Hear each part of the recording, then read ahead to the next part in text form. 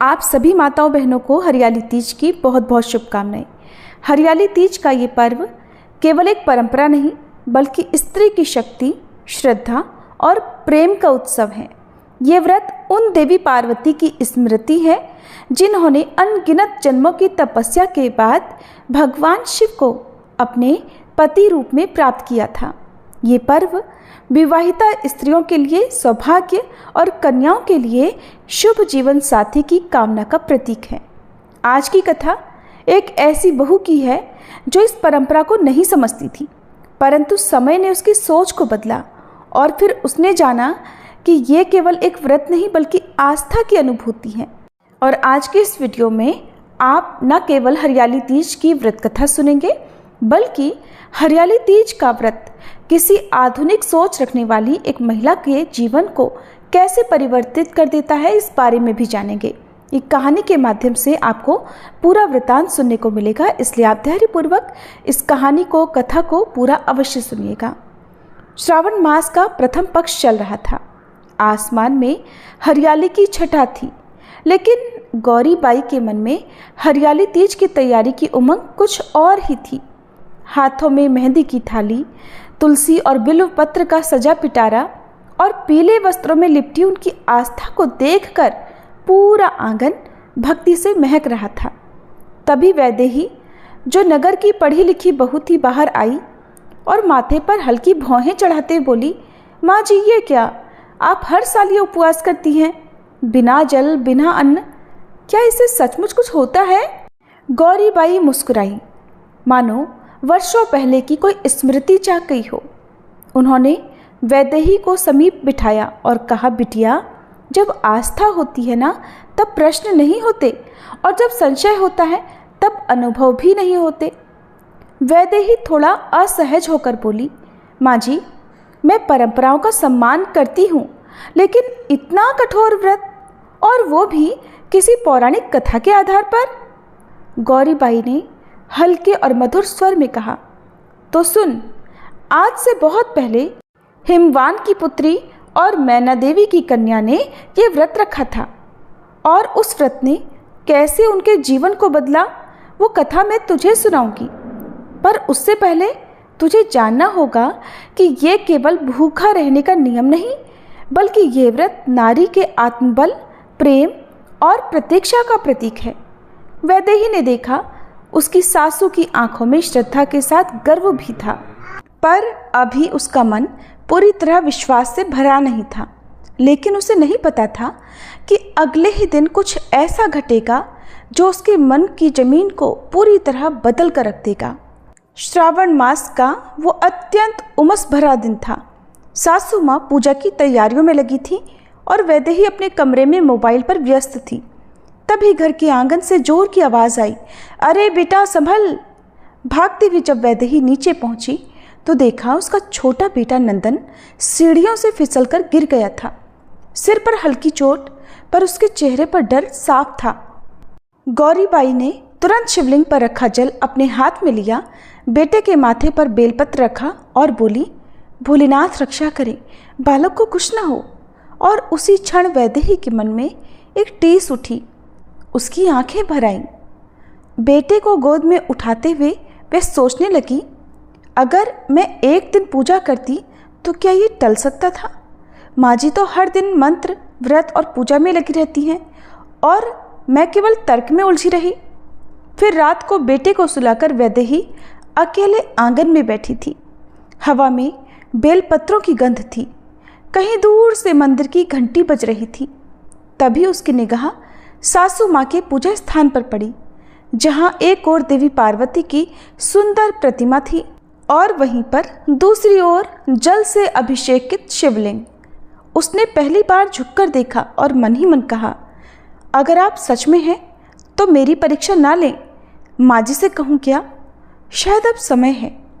फिर सुबह होते ही वैदेही ने स्वयं ही सासू माँ से कहा, माँ जी, कल जो हुआ उसने मुझे हिला दिया।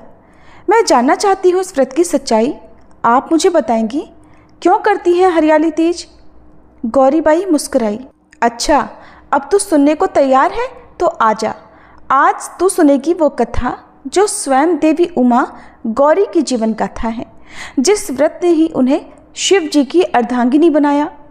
गौरी बाई ने वैदेही को पास बिठाया, उसके माथे पर स्नेह से हाथ फेरा और कहा, बेटी, जिस व्रत को तू जानना चाहती है वो केवल एक पूजा नहीं, वो माँ गौरी के जीवन का वो तप है जिसमें एक कन्या संकल्प लेकर स्वयं शिव जी को पति रूप में पाने के लिए वर्षों तक तप करती रही। सुन बेटी वो कथा।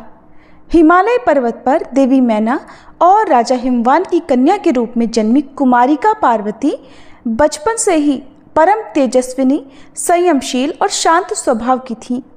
एक बार नारद मुनि वहां पधारे और उन्होंने माता मैना से कहा, आपकी पुत्री कोई साधारण कन्या नहीं, ये स्वयं शक्ति स्वरूपा हैं। इनका विवाह केवल भगवान महादेव से ही संभव है। सुनकर मैना देवी चिंतित हुई। महादेव जो औघड़ विरक्त शमशानवासी हैं, क्या मेरी सुकुमारी पुत्री उस जीवन को निभा पाएगी? पर देवी पार्वती ने सुना तो स्वयं कहा, माँ, मेरा हृदय तो जन्मों से उन्हीं के प्रति समर्पित है, मुझे कोई और स्वीकार नहीं है।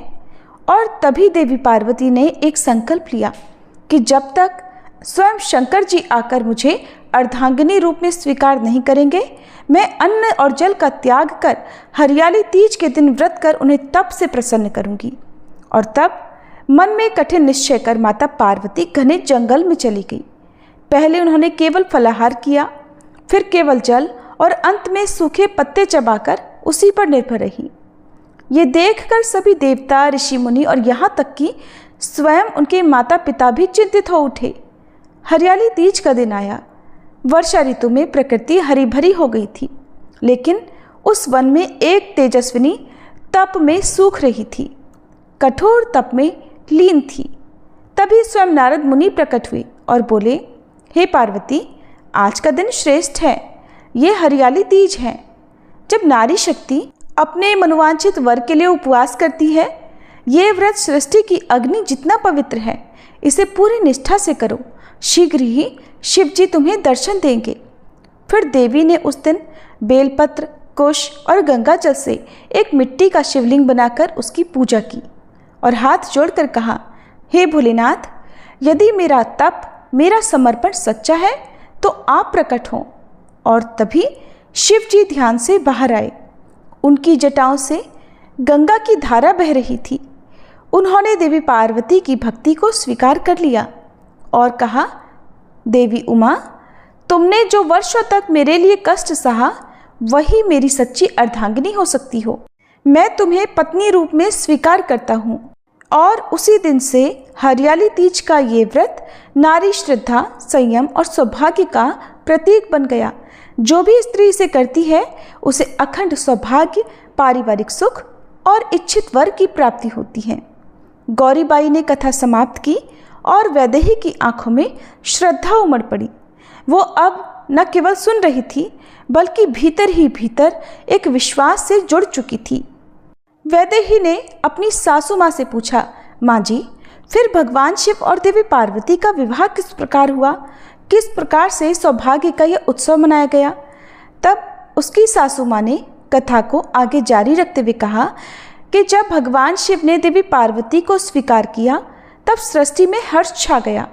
देवता, गंधर्व, यक्ष, किन्नर सभी ने दिव्य वाणी से घोषणा की, आज सती रूपा पार्वती और योगीश्वर शिव का पुनर्मिलन हुआ है।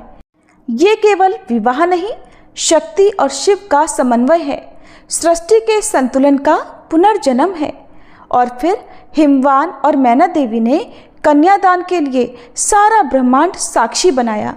नदी, पर्वत, ग्रह और नक्षत्र सभी ने ये अलौकिक और दिव्य विवाह देखा। स्वयं श्री विष्णु जी ने कन्यादान करवाया, ब्रह्मा जी ने यज्ञ संपन्न किया, सप्तऋषियों ने मंत्रोच्चार किया और माता लक्ष्मी, देवी सरस्वती, सावित्री ने गौरी को सौभाग्य सामग्री अर्पण की। फिर भगवान शिव ने पार्वती जी के मस्तक पर चंदन और सिंदूर से मांग भरी और वही क्षण स्त्री के सौभाग्य का सबसे बड़ा प्रतीक बन गया। विवाह के उपरांत देवी पार्वती ने अपनी सखियों से कहा कि जो भी नारी इस व्रत को मेरी तरह श्रद्धा, संयम और प्रेम से करेगी, उसे अखंड सौभाग्य, योग्य पति और प्रेम पूर्ण ग्रस्त जीवन प्राप्त होगा। ये व्रत केवल मेरी कथा नहीं, ये हर नारी की श्रद्धा की परीक्षा है। और सखियों ने इस दिन को हरियाली तीज नाम दिया, क्योंकि यह वर्षा ऋतु में प्रकृति के सौंदर्य, प्रेम और नवीनता के बीच संपन्न हुआ था। तब से इस दिन स्त्रियां झूले झूलती, हरे वस्त्र पहनती, मेहंदी लगाती और देवी गौरी की कथा सुनती हैं। सास गौरीबाई ने जब ये भाग समाप्त किया तो वैदेही मौन थी, लेकिन उसकी आंखें बहुत कुछ बोल रही थी। वो उठी, अपनी सासू माँ के कदमों में बैठी और बोली, माँ जी, आपने जो सुनाया उसने मेरे जीवन को नया दृष्टिकोण दिया। अब मैं केवल एक श्रोता नहीं, अब मैं इस व्रत की साधिका बनना चाहती हूँ। गौरीबाई ने उसे गले लगा लिया।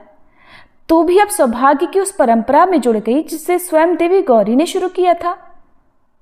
भोर की बेला थी, चारों ओर शांति और वातावरण में बेलपत्र और धूप और चंदन की सुगंध थी। गौरीबाई ने पूजा की थाली तैयार की, लेकिन इस बार उनकी आंखें वैदेही को ढूंढ रही थी। तभी वैदेही हरे रंग की साड़ी, सजी हुई चोटी, हाथों में मेहंदी और माथे पर सजी हुई बिंदी के साथ आकर बोली, माँ जी, आज मैं भी ये व्रत रखूंगी। आप मुझे पूजा की सारी विधियां भी सिखाइए। गौरीबाई की आंखों में आंसू थे, लेकिन वो खुशी और श्रद्धा के थे। उन्होंने बहु वैदेही का हाथ पकड़ा और उसे शिव पार्वती की प्रतिमा के सामने ले जाकर कहा कि बेटी, ये व्रत केवल नियम नहीं, ये विश्वास है, समर्पण है और नारीत्व की शक्ति का प्रतीक है। जो इसे समझ गई वो गौरी बन गई। और फिर वैदेही का पहला हरियाली तीज व्रत प्रारंभ हुआ। उसने सुबह स्नान कर निर्जल व्रत का संकल्प लिया, मिट्टी का पार्थिव शिवलिंग बनाया, गौरी शंकर को फल, बेलपत्र, रोली, चंदन, हल्दी, चूड़ी, बिंदी और सुहाग की सामग्री अर्पण की। फिर हरियाली तीज की कथा सुनी, जिसमें भगवान शिव और देवी पार्वती की दिव्य प्रेम गाथा थी। और फिर रात को चंद्र दर्शन के बाद ही व्रत खोला। पूरे दिन उसने न केवल उपवास किया, बल्कि मन से भगवान शिव और देवी पार्वती का ध्यान भी करती रही। वैदेही को ऐसा लग रहा था कि मानो उसके भीतर कुछ पिघल रहा है। भगवान शिव की तरह शांति और देवी पार्वती जैसी करुणा उसमें भी उतरने लगी। शाम को वैदेही ने पहली बार अपनी सासू माँ के पांव छुए और कहा, माँ जी, आज जो सुख मैंने अनुभव किया वो मुझे आधुनिकता में कभी नहीं मिला। आप जैसी सास का होना भी मेरे सौभाग्य का हिस्सा है। गौरीबाई ने वैदेही को गले से लगाया और बोली, अब तू केवल मेरी बहू नहीं, तू मेरी बेटी भी है। उस दिन से उनके बीच सिर्फ व्रत नहीं, श्रद्धा का रिश्ता बन गया। हरियाली तीज की कथा सिर्फ पार्वती जी के तप की नहीं है, ये हर उस स्त्री की यात्रा है जो विश्वास, प्रेम और समर्पण के मार्ग पर चलती है। जो इस व्रत को तन मन से करती है, उसके जीवन में प्रेम, सौंदर्य और स्थायित्व आता है। तीज का अगला दिन था। गांव की पगडंडियों पर हरे रंग की चुनरियां लहरा रही थी। सभी स्त्रियां, किशोरियां, बहुएं, बेटियां, सबके हाथों में पूजा की टोकरी थी। लेकिन इस बार एक बात नई थी। आज सभी किशोरियां, सभी युवतियां, सभी व्रती महिलाएं भगवान शिव और माता पार्वती की प्रतिमाओं का विसर्जन करने आई थी। और इस आयोजन की अगुवाई कर रही थी वैदेही। गौरीबाई ने सबको बुलाया और बोली, बेटियां, बहुएं, इस बार हम हरियाली तीज केवल अपने लिए नहीं, पूरे गांव की समृद्धि के लिए मनाएंगे। जो शक्ति हमने कथा में सुनी है, वही शक्ति हम सब में है। अब हमें उसे जागृत करना है। फिर गांव के बाहर एक शुद्ध तालाब में सभी ने मिलकर अपने द्वारा पूजित भगवान शंकर और देवी पार्वती की प्रतिमाओं का धूमधाम से विसर्जन कर दिया। इसके बाद अगले साल फिर से हरियाली तीज रखने का सौभाग्य प्राप्त करने की भी कामना की। सभी ने गौरी गीत गाए। वैदेही ने सबसे पहले पूजा की थाली उठाई और माँ गौरी को प्रणाम करके धन्यवाद किया। सभी बहनों ने मिलकर एकता की माला पिरोई। न जात, न पात, न छोटा, न बड़ा, थी तो केवल श्रद्धा सबके मन में। गांव की बुजुर्ग महिलाएं बोली, ऐसा उत्सव तो वर्षों बाद देखा है। जब स्त्रियां एक साथ श्रद्धा में जुड़ती है, तब सृष्टि भी मुस्कुराती है। विसर्जन के बाद वैदेही ने सभी के सामने हाथ जोड़कर कहा, बहनों, इस व्रत से मैंने केवल सौभाग्य ही नहीं पाया, बल्कि सच्चा अपनापन, जीवन में संतुलन और भगवान से जुड़ाव भी मिला। आइए हम सभी हर वर्ष इसी परंपरा को जीवंत रखें और नई पीढ़ी को इसका महत्व भी सिखाएं। हरियाली तीज केवल एक स्त्री का व्रत नहीं, बल्कि ये उस सांस्कृतिक धरोहर का पर्व है जो प्रेम, विश्वास, एकता और श्रद्धा से भरा हुआ है।